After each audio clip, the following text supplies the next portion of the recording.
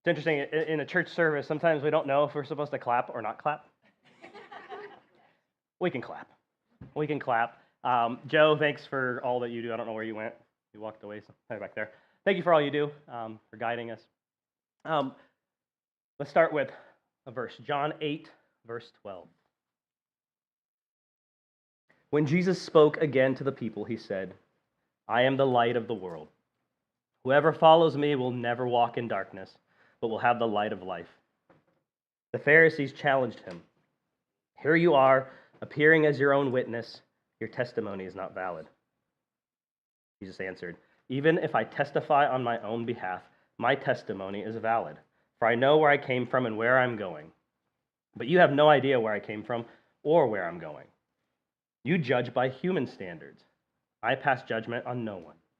But if I do judge, my decisions are true, because I am not alone. I stand with the Father who sent me. In your own law it is written that the testimony of two witnesses is true. I am one who testifies for myself. My other witness is my Father who sent me. Then they asked him, where is your Father? You do not know me or my Father, Jesus replied. If you knew me, you would know my Father also. He spoke these words while teaching in the temple courts near the place where the offerings were put.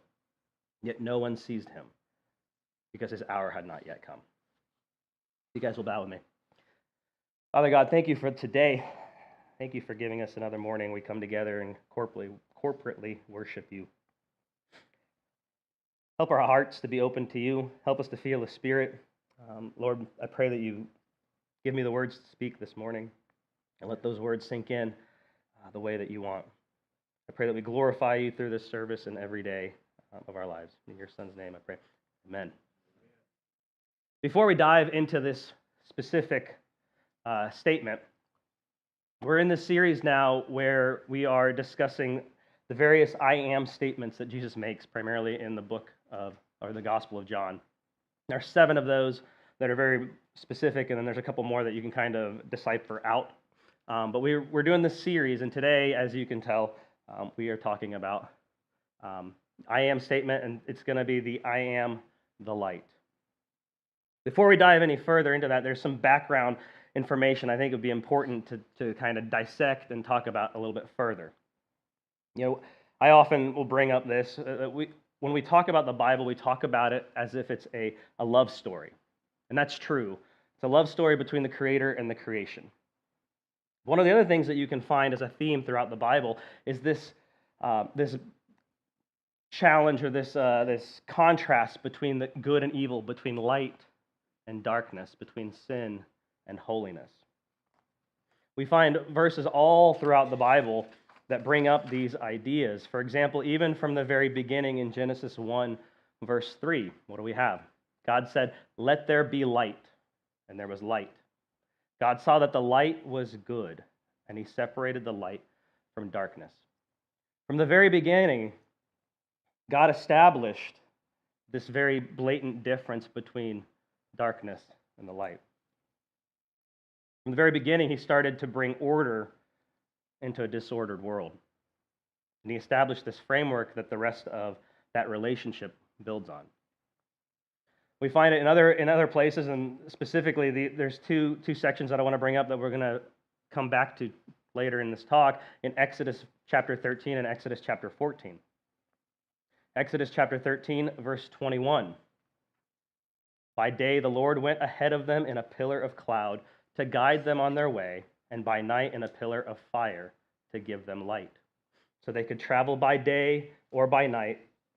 Neither the pillar of cloud by day nor the pillar of fire by night left its place in front of the people.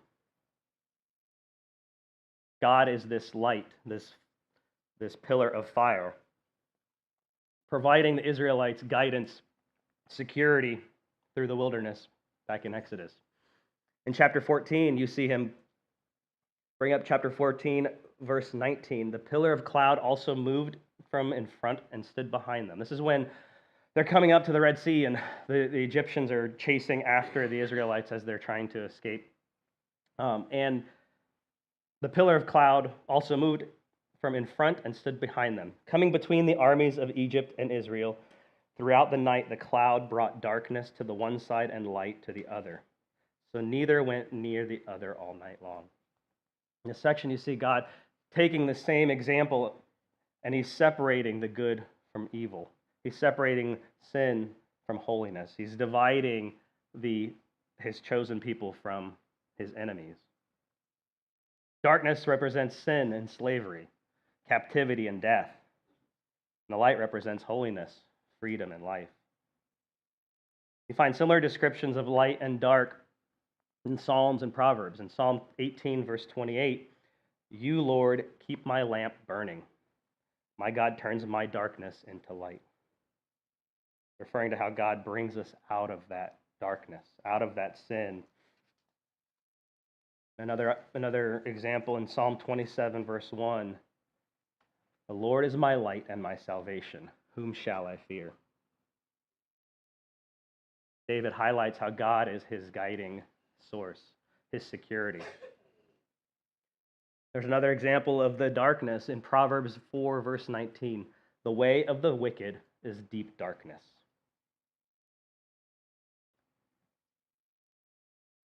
And truthfully, the list can go on and on.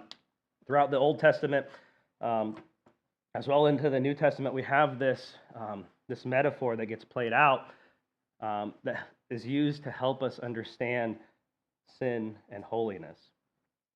Overall, if you look at it, light in the Bible refers to God, to truth, to life, to salvation, guidance, holiness, while darkness usually will refer to sin, evil, ignorance, judgment, death, and separation from God.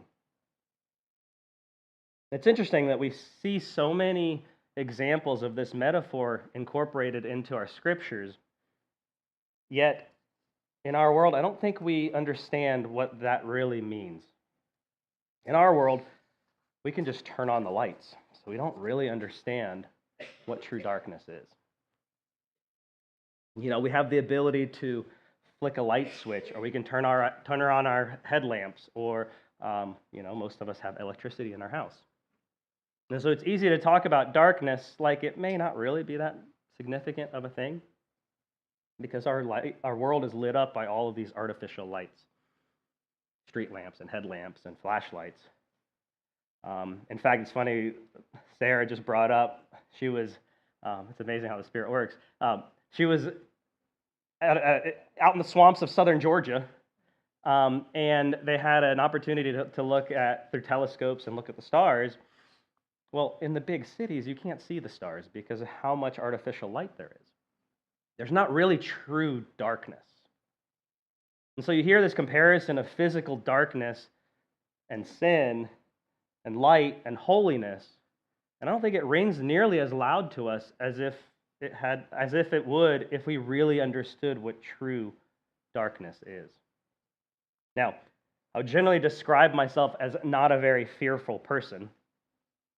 And I have to hold my head high because, of course, as a man, you can't be afraid of the dark, right?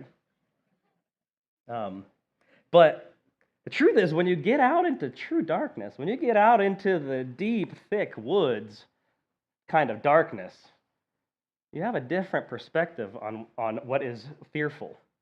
You know, those of us that are hunters, I know we got a bunch of you, and I know I'm not the only one when I say this, but when you walk into the woods with just your little headlamp, the sounds are very different.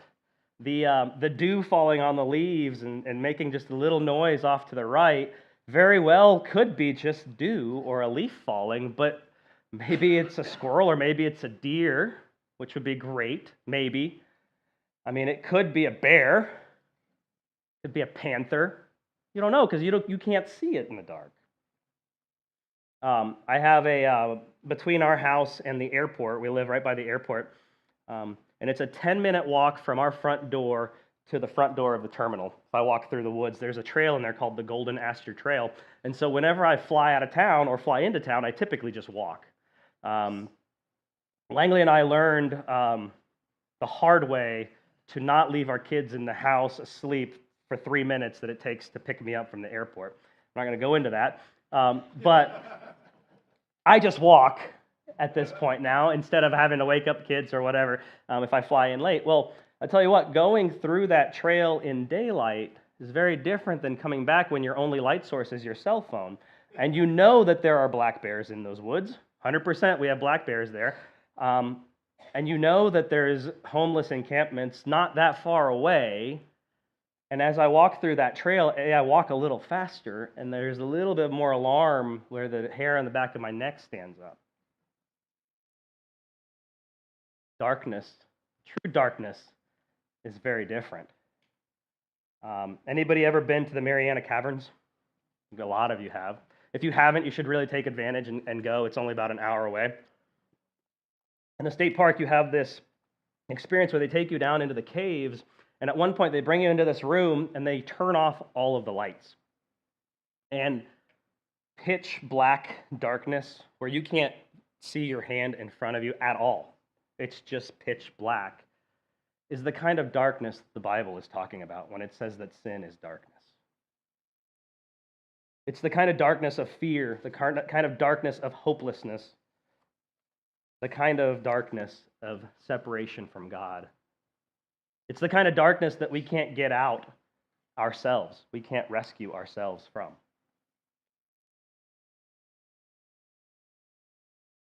Did you know that more sins happen in the dark than in the day? That may not be true, but there is a pattern if you think about it. If you turn to John 3, verse 19, the Bible even talks about it. This is the verdict. Light has come into the world, but people love the darkness instead of the light because their deeds were evil. Everyone who does evil hates the light and will not come into the light for fear that their deeds will be exposed. Whoever lives by the truth comes into the light so that it may be seen plainly that what they have done has not been done in the sight of God. Isn't that true? You notice how neighborhoods change when the sun goes down? I went to school in Chicago for my undergrad, and University of Illinois Chicago is positioned kind of southwest of downtown Chicago. It's about like 15 blocks from the Sears Tower, or Willis Tower is what it's called now. But anyway, it's positioned in what is Little Italy, and there's two sides to it. There's an East Campus and a West Campus. East Campus is the undergraduate campus, and West Campus is the graduate, the hospitals, PT school, all that. They're about a mile apart, and between those two campuses is part of what is the historic failure of public housing in Chicago, where they had the projects that were built and congregated all the poor. And so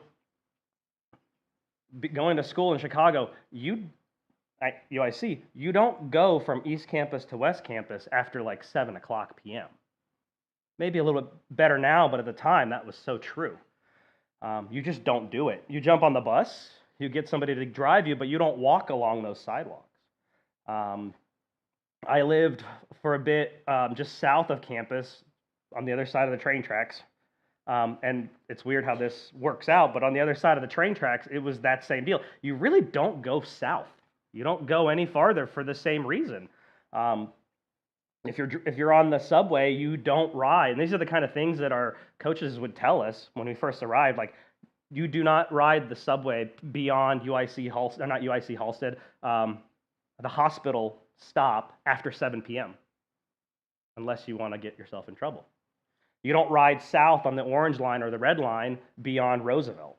Like, these are things that were programmed in us. And I remember very vividly when I arrived on campus, and we were there about a week early before training started, and I was in the gym, and one of my teammates coming out of California flew in to Midway Airport, and he was supposed to take the orange line back to campus. It's really not that big a deal when you know what you're doing, but very easy to get lost. Well, he's on the phone because he's lost, and the assistant coach comes running over, and he's like, "Question, where is he?"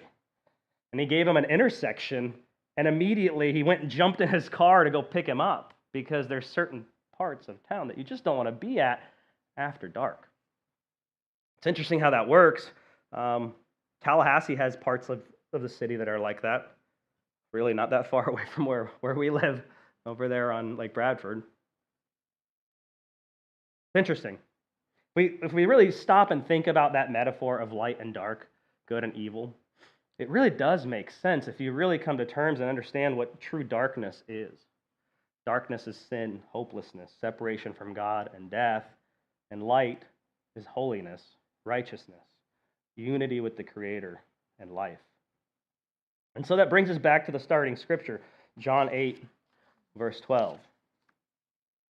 When Jesus spoke again to the people, he said, I am the light of the world. Whoever follows me will never walk in darkness, but will have the light of life. It's a big claim. Let's talk about where he makes this claim, which is why I read the entire section at the beginning. He makes this claim in the temple. And he's in the temple, he's teaching during the Festival of Tabernacles. And the Festival of Tabernacles was a 7-day celebration that started with the Sabbath and ended with the Sabbath, and it was initiated back in Leviticus to have the Israelites be able to remember what God did for them in the desert by providing the pillar of cloud and the pillar of fire. How he provided them guidance and support through the desert. And so there's a lot of traditions in this festival, including living in a tabernacle, which is a tent, which is what the Israelites would have lived in the desert. And so we're in the middle of this festival. One of the things that would happen in this festival is the temple would have these gigantic towers, candelabras, that they would light, and they're said to light up the entire city.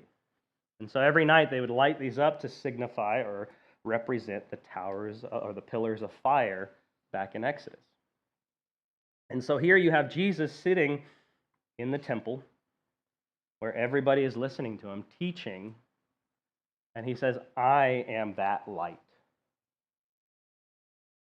And so, of course, to the leadership there, they didn't really like that very much. But he does a couple things by making that claim. He says that like God in the desert, I will provide guidance. I provide guidance and safety and wisdom to the people that follow me.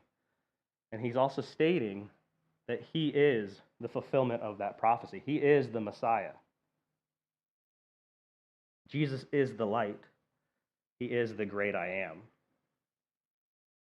And it is a tall claim. And obviously, it's kind of in a time frame where Jesus is starting to kind of ratchet up the intensity of his mission. The religious leaders at the time were really starting to kind of dislike who this Jesus guy was and who he was saying he was. Very interesting to see how he does that. It's a tall claim that has really tremendous repercussions for us as well. 1 John verse 3. I realize some of you use paper Bibles. I need to slow down instead of jumping right in. So 1 John verse 3. 1 John chapter 3, verse 8. The one who does what is sinful is of the devil, because the devil has been sinning from the beginning. The reason the Son of God appeared was to destroy the devil's work. So if you think about this, if Jesus is the light, he's directly opposed to darkness. If he is holiness, and he directly opposes sin. And his reason for coming is to destroy sin. And we come to realize that we come out of sin, that we are coming out of a life of darkness. Where does that leave us?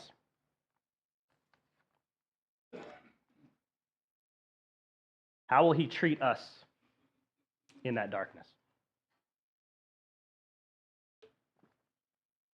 What if Jesus isn't merciful? What if he doesn't have grace? What if he's not patient? What if he dislikes a specific group of people and we're that specific group of people? What does that mean for us? And the truth is, if we leave it at that, not much confidence for us in this world. It's kind of a scary place to leave yourself. that you come to realize that you are a sinner. Jesus came to overcome sin, overcome evil. What happens to us? Well, we can look into the Gospels. We can take a look and see how Jesus deals with that darkness. The different people. So if you think of Matthew the tax collector, in our world, a tax collector is just another job.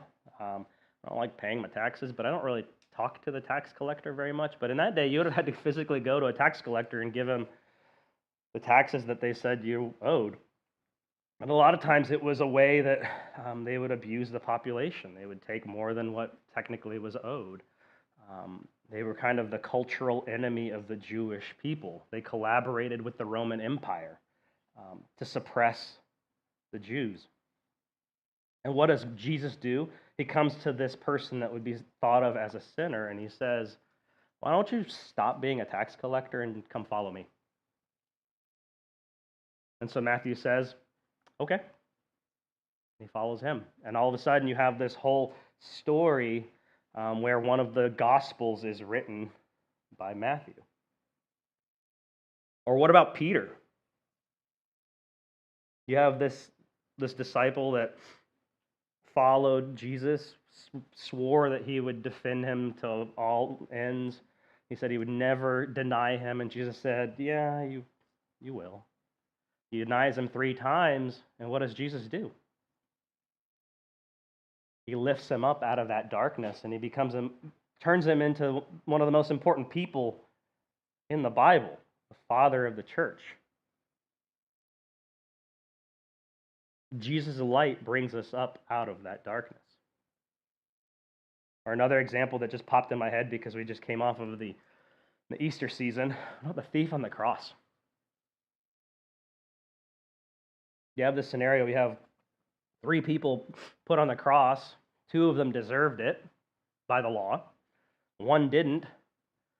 One of those thieves kind of insulted Jesus, while the other one had the exact opposite approach and asked for him to remember me. And Jesus, what does he do? He says, truly I tell you, today you will be with me in paradise. Every time I read that, it gives me goosebumps. What an amazing statement to hear if you're in that position.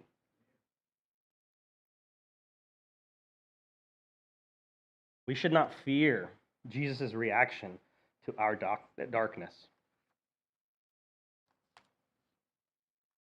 There is one caveat to that, though. Because all we have to do is be the whoever. Whoever follows me will never walk in darkness, but will have the light of life. There's really just one stipulation for us. And that stipulation is to be the whoever that's willing to follow him. Jesus gives us this universal invitation to pursue the light. And we have to have a appropriate, maybe even advanced, ruthless understanding of what that darkness is in our lives in order for this whole process to work. I have a question. And maybe I'll actually ask it to the audience. Rusty will do this. Rusty, who's responsible for the problems in this country? You don't have to answer. What'd you say? The voters. There's the politician. Who's responsible for the problems in this country? The people that don't vote the way we do. The people that don't think the way that we do. The people that don't act the way that we do. It's them. Those are the people that are the problem in this country. It's always them. And the ruthless truth is that the people that are the problem with this country is us. You have to turn that back on us. Another way of approaching the same concept is, what if you had to share those secrets that you have right now? If you had to come up here on stage, grab the microphone, and share those secrets that you would be absolutely terrified to share with the congregation. We all have those from times. I know that I've been up here in very challenging sermons where I presented some of that, and that was terrifying.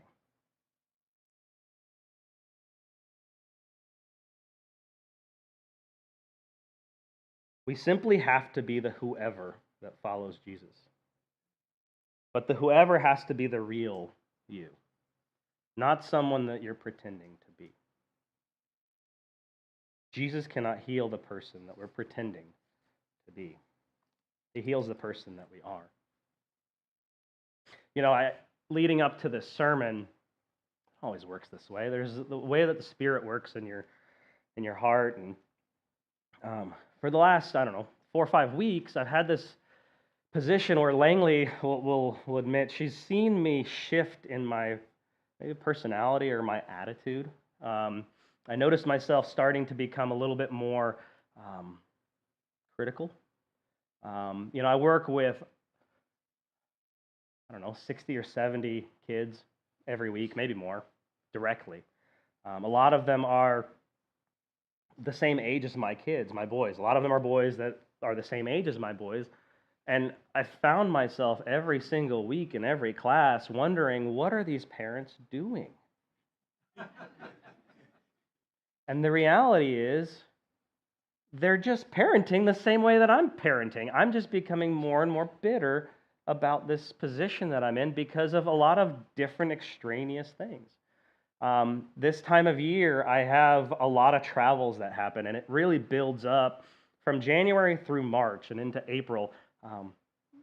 Langley will say, I am not very happy by the time I get to the end of March. I know that Rusty can relate to this, or anybody else that works in session. You get to the end of this period, and you're just drained, just tired. People ask me, I go to work, and I'm just tired. I go home, and what do I want to do? I want to pull myself away from my family and just get away from the noise, because it's just been this crazy period of time. And it happens every single week, or every single year, every single week too. But it happens every year, and it's this pattern. But in that, what am I doing? I'm trying to present myself as somebody that is got it all together, that isn't stressed, isn't anxious, isn't frustrated, and yet it's obviously apparent to the people outside of me that something is wrong. And so we had this, Langley and I, before we went to bed, we were laying there, and he started talking. And so if, for those of you that are married, I highly, highly encourage you guys to talk. It's amazing how much value there is to that. And so Langley was sensing this stress and frustration that was building in me, how my attitude was shifting, how I was getting more annoyed and frustrated and short with the kids, my own kids, the kids at the gym. And we got talking about it. And I was able to list out the 15 things that were on my mind, or that I've been looking ahead and thinking about. And she was like, makes sense. And I thought, fill in the blank, But it gave us this opportunity to be reconciled together, and she was able to support me. And so as a result, one of the things that she was able to do was help me put this together. I wasn't entirely sure that I was even going to be preaching this morning, because all of that anxiety and stress and frustration truly, I think, was building up to where on Wednesday I felt horrible. So I went home, I went to sleep, slept, took Thursday off, ended up taking Friday off too. And I texted John and Chris, and I was like, hey, just heads up, I'm not feeling very good. And they were like, well, we're out of town. And so they said, you should talk to Joe and Jay, and both of them were like, hey, we got you if you need me. So I'm here. So I ended up feeling better. But the point of all that is I was trying to exist in a different mindset, trying to present myself differently. One of If I could have just stepped away and said, hey, I'm stressed, I'm overwhelmed, I'm frustrated, and taken that to God, I don't think I would have had the same kind of physiological response. I probably wouldn't have even been sick at all. It's interesting how all that works. I want to close with two verses.